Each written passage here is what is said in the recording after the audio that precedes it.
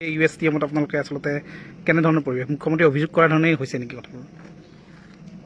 মানে অসমৰ সন্মানীয় মুখ্যমন্ত্ৰীয়ে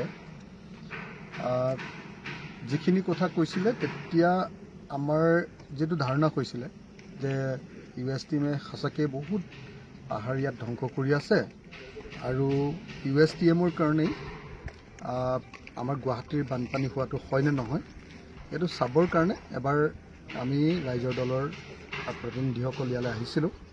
অহা 22 তাৰিখৰ পৰা যিহেতু অসম বিধানসভা আছে আৰু নিশ্চয় অসম বিধানসভাত কৃত্ৰিম বানপানীৰ বিষয়টো এবাৰ গুৰুত্ব লাভ কৰিব, সেইকাৰণে আমি ভাবিছিলোঁ যে বস্তুটো চাই লোৱা খুব প্ৰয়োজন। ইয়াত চাবলৈ আহিলোঁ, আমাক ইয়াৰ চেঞ্চেলৰে USTMৰ চেঞ্চেলৰে গোটেই বস্তুখিনি দেখুৱালে।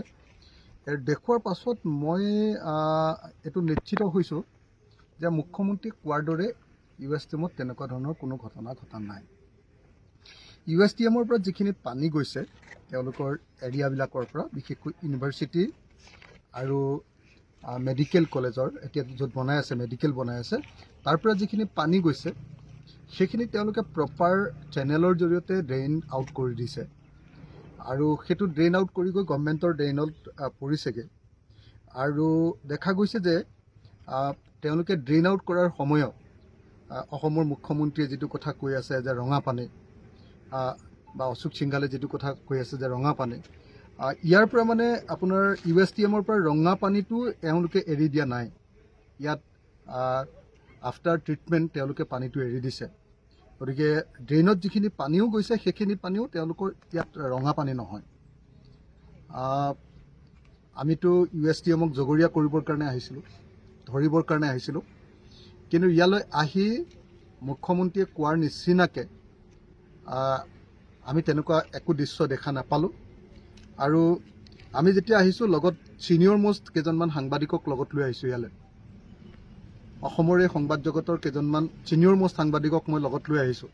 কেমেৰা লৈ অহা নাই, কাৰণ এটা বেলেগ ষ্টেটৰ এইটো কেম্পাছ হয়, গতিকে কেমেৰা লৈ অহা নাই। গোটেই ছিনিয়ৰ সাংবাদিকবিলাক মোৰ লগত যেতিয়া আছে তেখেতসকলে নিজেও মোৰ লগত একেলগতে ইয়াৰ USTMৰ চেঞ্চেলৰ লগত একেলগতে গোটেই বস্তুখিনি চাইছে। আৰু মই ভাবোঁ যে সাংবাদিকসকলো কনভিন্স হৈছে যে মুখ্যমন্ত্ৰীৰ কথাটো মিছা আৰু মুখ্যমন্ত্ৰীয়ে কেৱল প্ৰপগাণ্ডা কৰিবৰ কাৰণেহে এনেকুৱা ধৰণৰ বক্তব্য দাঙি ধৰিছে।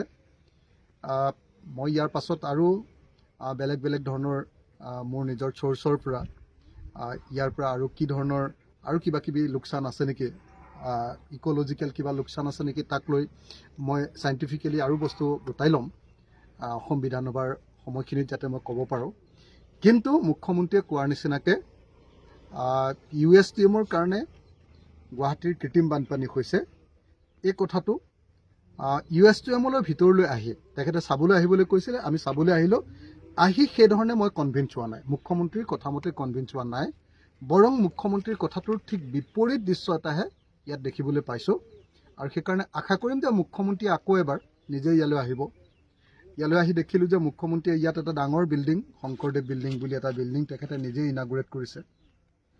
ইয়াৰ যিটো জিমনেছিয়াম সেইটো তেখেতে নিজেই ইনাগুৰেট কৰিছে। ইয়াৰ যিটো অডিটৰিয়াম তালৈও তেওঁ কেইবাবাৰো আহিছে।